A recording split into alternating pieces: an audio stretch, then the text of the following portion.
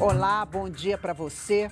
Passa de 50 o número de municípios em situação de emergência em Alagoas, por conta das fortes chuvas no fim de semana.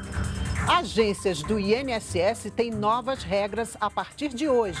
Mudanças valem para horário de abertura, agendamento e outros serviços. E faltam 65 dias para o bicentenário da independência do Brasil. Segunda-feira, 4 de julho, o Brasil em Dias já está no ar.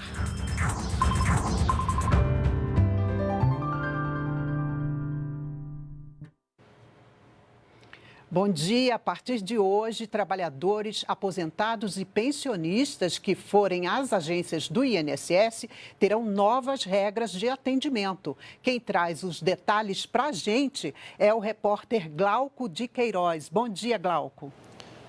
Olá, bom dia, Mari, bom dia a todos. É isso, né? E uma das mudanças está nos horários, né? As agências vão funcionar por 12 horas diárias, né? Com o início previsto para as 6h30 da manhã, né? Porém, o atendimento ao público em geral, né? Ele vai começar entre 7 e 8 horas da manhã, com duração de 6 horas seguidas, né? O horário da tarde ele será dedicado às perícias médicas agendadas e a outros atendimentos internos. Outra alteração, né, diz respeito à identificação, né, na entrada das agências. Para isso, né, o beneficiário vai ter que apresentar um documento oficial com foto. A norma também estabelece o agendamento prévio em quase todas as situações. E esse agendamento prévio, né, ele deve ser feito pelo aplicativo Meu INSS ou pelo telefone 135. Mara. Obrigada, Glauco. As fortes chuvas do fim de semana afetaram pelo menos 29 cidades no estado de Alagoas. Milhares de pessoas estão em abrigos públicos e a Defesa Civil Estadual decretou situação de emergência em mais 15 municípios. Para atuar em situações de emergência como esta, é preciso sempre ter pessoas treinadas. O governo federal está oferecendo de graça pela internet capacitação em defesa civil. São 20 cursos direcionados para agentes públicos. Enchentes no Recife, rompimento da barragem de Brumadinho em Minas Gerais, deslizamentos de encosta em Petrópolis, no Rio de Janeiro. Situações em que a população foi pega de surpresa e sofreu graves consequências. Em todos os casos, contou com o apoio da Defesa Civil. São servidores civis e militares que ajudam nos primeiros socorros, no restabelecimento dos serviços essenciais e nas buscas por desaparecidos. Também atuam na fiscalização e prevenção de desastres, tanto em centros urbanos como em zonas rurais. Um trabalho que pode fazer a diferença entre a vida e a morte numa emergência. Daí, a decisão do Ministério de Desenvolvimento Regional de capacitar agentes municipais e estaduais e ter profissionais especializados em calamidades públicas. São cursos gratuitos via internet, coordenados pela Secretaria Nacional de Proteção e Defesa Civil.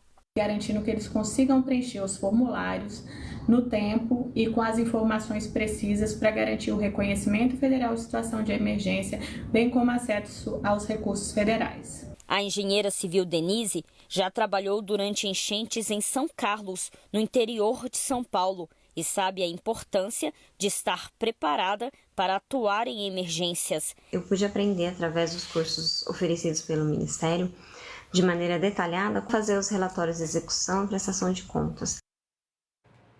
Uma aeronave de pequeno porte com 500 quilos de pasta base de cocaína foi interceptada ontem pela Força Aérea Brasileira. O avião entrou no espaço aéreo brasileiro sem autorização pela fronteira de Mato Grosso do Sul e foi considerado suspeito. 2 aeronaves Super Tucano da FAB foram usadas na missão. Como o piloto não obedeceu a ordem para mudança de rota e o pouso obrigatório, os militares dispararam tiros de aviso e de detenção. A aeronave fez pouso forçado no estado de São Paulo. 2 pessoas fugiram antes da chegada da polícia. A ação faz parte da Operação Ostium para coibir crimes nas fronteiras.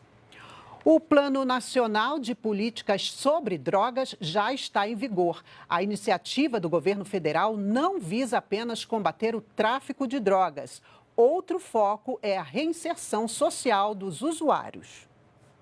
É um redirecionamento da política sobre drogas no Brasil, definida em 2019. O Planad integra desde as ações de combate ao tráfico de drogas até a garantia de um tratamento humanizado aos dependentes. Nós também fazemos a identificação de novas drogas, disciplinamos a melhor política para enfrentamento dela. Enfim, tentamos, com novos projetos que já estão em vigor, impedir que as crianças e adolescentes sejam cooptados pelo crime. É uma série de ações voltadas à redução da oferta, no caso do Ministério da Justiça, pela Senad. Coordenado pelo Ministério da Justiça e Segurança Pública, o plano foi analisado, votado e aprovado por unanimidade pelo Conselho Nacional de Políticas sobre Drogas e é dividido em 4 eixos. O primeiro é o da prevenção, que cria o Sistema Nacional de Prevenção às Drogas, uma plataforma para estruturar as políticas e estratégias, como evitar o consumo de drogas, álcool, remédios e tabaco. A redução da oferta de drogas é mais uma linha de trabalho. O enfrentamento ao tráfico continua com ações como retirar bens dos criminosos, leiloar e usar nas ações de repressão contra os próprios traficantes. O Ministério da Justiça define ainda o plano como política de Estado. Assim, o CONAD é o responsável pelo monitoramento e a avaliação das ações descritas no documento aprovado. Outro eixo integra as políticas de cuidado, tratamento e reinserção social dos dependentes químicos. O Ministério da Justiça quer garantir a eles o acesso a todos os programas e serviços de assistência, do acolhimento na rede pública de saúde ao tratamento em comunidades terapêuticas. Tudo é acompanhado até a sua reintegração na sociedade. Hoje são pelo menos 80 mil pessoas com tratamento custeado pelo governo federal em comunidades terapêuticas em todo o país. Henrique França foi um deles.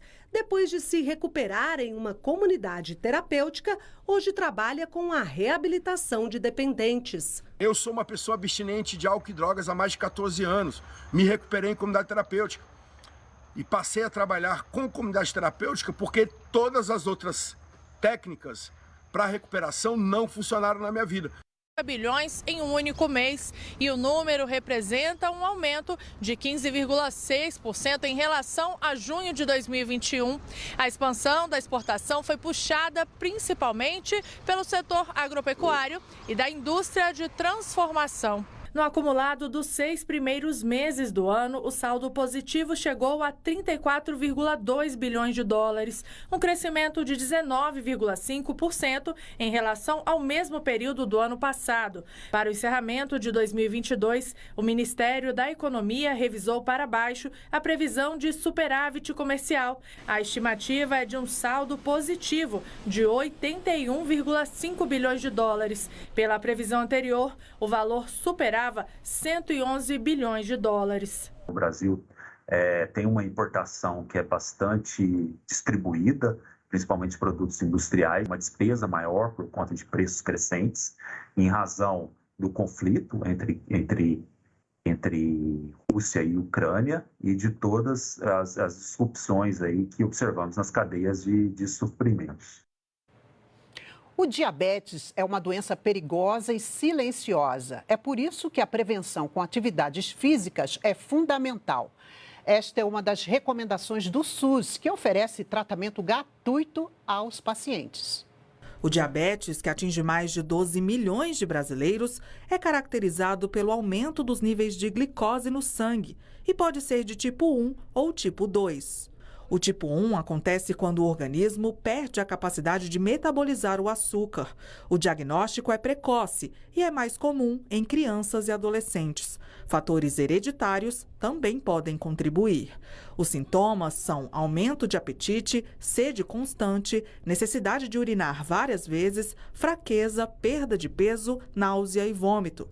O tipo 2 se caracteriza pela resistência do organismo à insulina e é mais comum em adultos. Os sintomas incluem fome e sede constantes, aumento da vontade de urinar e, nos casos mais graves, pode ocorrer formigamento nos pés e mãos, visão turva, infecções na bexiga e rins e feridas que demoram a cicatrizar. A Luísa descobriu que também tinha a doença com 11 anos de idade.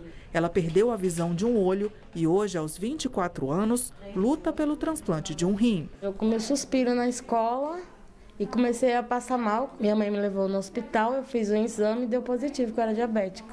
Além dos fatores genéticos, existem outros riscos que podem contribuir para o desenvolvimento do diabetes, como sedentarismo, tabagismo e obesidade. Uma pesquisa divulgada pelo Ministério da Saúde aponta que, em 2021, 57% dos brasileiros adultos apresentaram excesso de peso. Por isso, manter hábitos saudáveis é essencial para prevenir a doença. Praticar exercícios físicos regularmente, fazer uma alimentação saudável, ter um bom controle assim, em relação ao peso corporal, né? Evitar a obesidade. O SUS oferece tratamento para o diabetes por meio das unidades básicas de saúde, onde é feito o rastreamento e a identificação precoce da doença. Os tratamentos vão passar, então, por medicamentos que a gente chama de antidiabéticos, né? De medicações antidiabéticas, e também, algumas vezes, vai ser necessário tratamento com insulina. As férias escolares de julho estão aí. Se você é daqueles que gosta de pegar a estrada com a família, presta atenção então nessa dica. Vamos lá? O quarto guia do consumidor turista é destinado justamente para quem vai viajar pelas estradas brasileiras. A cartilha dos Ministérios do Turismo e da Justiça e Segurança Pública traz orientações para melhorar as relações de consumo no setor. Pegar a estrada e curtir as férias com a família e conhecer destinos turísticos pelo Brasil. Muita gente está aproveitando as ótimas condições das rodovias e optando por viajar de carro. É o caso da Sabrina. A gente viaja muito pelas rodovias federais, então a gente viaja visitando os parentes e também gosta muito de viajar de carro, né? É uma tradição familiar já. Mas, antes da viagem, uma revisão mecânica no veículo garante um passeio seguro. Essa é uma das dicas do Guia Consumidor Turista, viajando de carro. O material ajuda o usuário a entender as concessões de rodovias e os direitos do motorista. Reúne orientações para aprimorar as relações de consumo. Explica os tipos de serviços que são oferecidos de acordo com a necessidade, quando há algum problema durante a viagem, como socorro mecânico, atendimento médico, serviços de guinchos. A publicação esclarece ainda sobre a cobrança do pedágio. Informa que a tarifa cobrada é para que a empresa obtenha receita para a prestação dos serviços.